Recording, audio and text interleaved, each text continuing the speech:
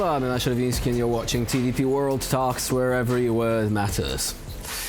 Now we're going to take a glance at the situation in Georgia in the wake of elections which are widely considered to have been rigged by the ruling Georgian Dream party, a pro-Russian political movement which threatens to force the country off the rails when it comes to its trajectory towards the European Union and cause a major backsliding in the direction of the Kremlin instead. But the big question is, what is the opposition going to do? What opportunities will they have to continue challenging these elections? And we're going to be asking this and more to our guest, Tamar Gamkrelidze, the European Neighbourhood Policy Chair from the College of Europe. Hello and welcome to TVP World. Hello, thank you for the invitation. So let us begin. Right. Yes, with the overall assessment of the situation. Would you say that the situation in Georgia is as grim as many say it is? Do you think that basically this might be the end of the democratic country that we have known for the last couple of years, despite the slow but constant backsliding? Could it be that this process is going to accelerate now?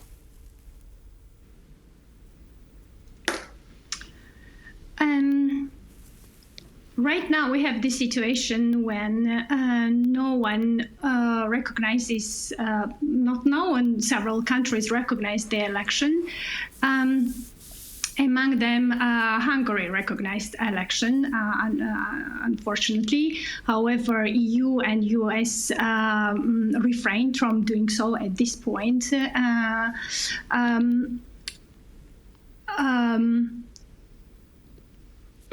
They are calling because of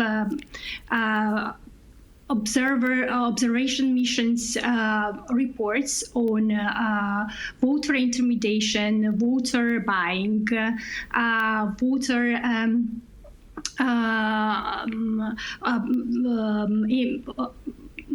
breach, violation of voter secrecy. US and EU expressed their concerns and they framed the current situation as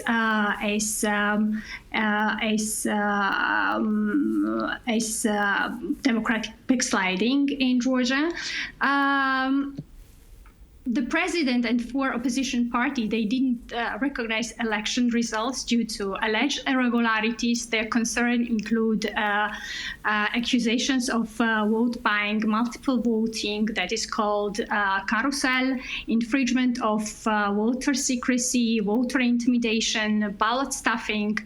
Opposition claims that these actions led to significant election falsification by GD, ruling party, and they argue that such widespread irregularities have compromised integrity of the elections, contributing to the erosion of democratic processes in the country.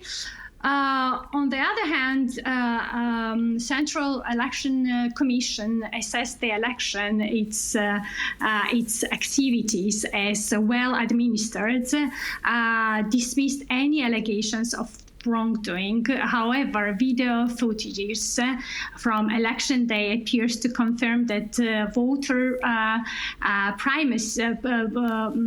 voter secrecy may have been compromised due to quality of ballot paper. In fact, the thin ballot paper made voters' choice visible at polling stations, which made individuals at polling stations to identify voters' selection, voters' choice.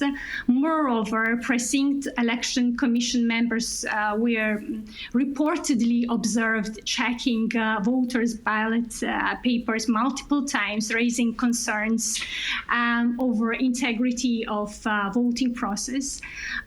This situation, according to media and NGOs, enabled the ruling Georgian Dream party to exert influence on voters by monitoring their choice both directly and indirectly.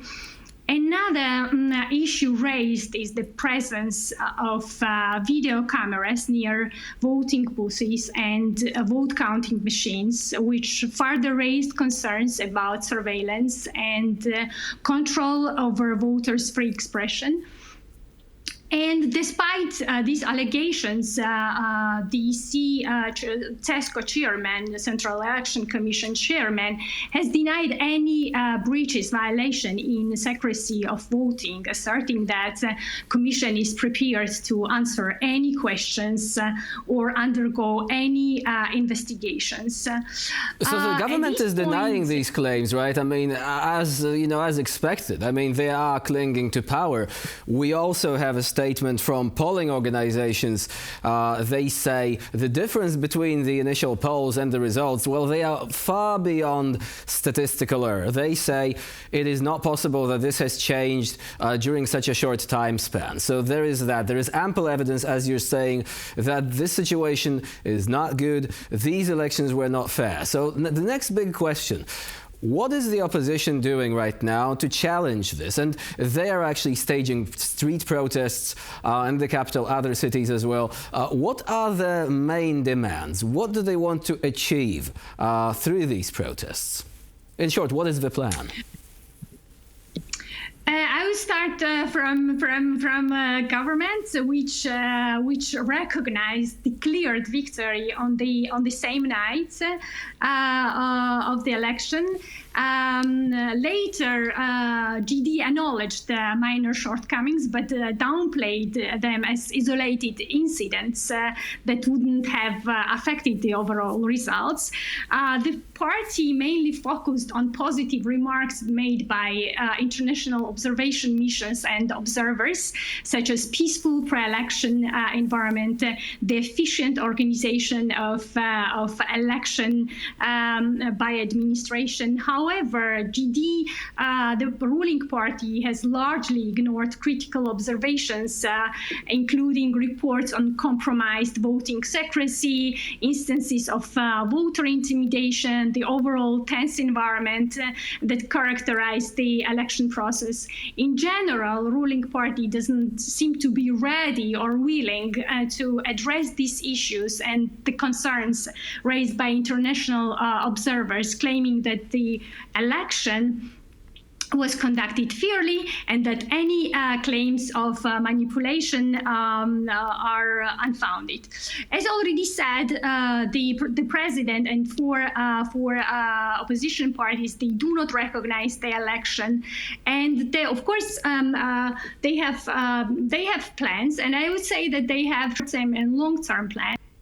As a short-term plan, I would say first, non-recognition of election results from both from local and international communities and actors. Second, they request EU-led investigation mission. The opposition wants a swift arrival of EU-led investigation team in Georgia. They advocate for mission comprising legal and technology experts from European Parliament, which has experience and expertise in such initiatives, and which would assess the integrity of the elections as soon as possible, because they are concerned that and there are fears of potential destruction of electronic data by GD.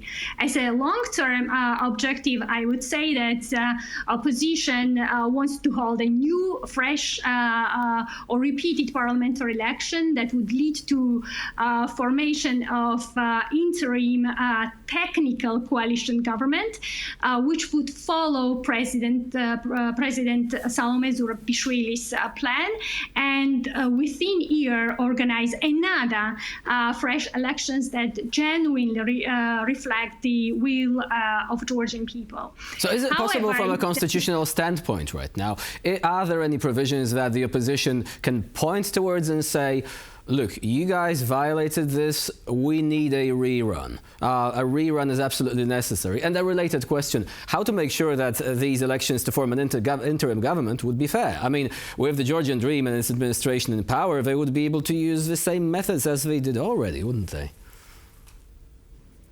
I mean, the thing is that the plan is President Zurabishvili has a plan to form after elections, after repeated elections, if of course opposition achieves repeated fresh elections, to form a technical coalition government, which would be formed for only 1 year, and which will engage into reforms in order to restart EU integration process, which was suspended recently by EU with the GD, and after 1 year conduct another fresh elections in order to elect new government that genuinely reflect the Georgian the will of Georgian people. So that is the crucial thing. Unfortunately, we have run out of time. Suffice it to say, the opposition needs a plan, because just a non-recognition from even the international community. I mean, look at Belarus. Lukashenko is not recognized. He's a fraud, but he is still in power, which is rather unfortunate. But a robust solution would be necessary here. Tamar Gamkrelidze was our guest today here on TVP World. Thank you very much for joining us and for sharing your insight. Thank you very much. And I'm Jonasz Szeremiński. You're watching TVP World. Please stay with us.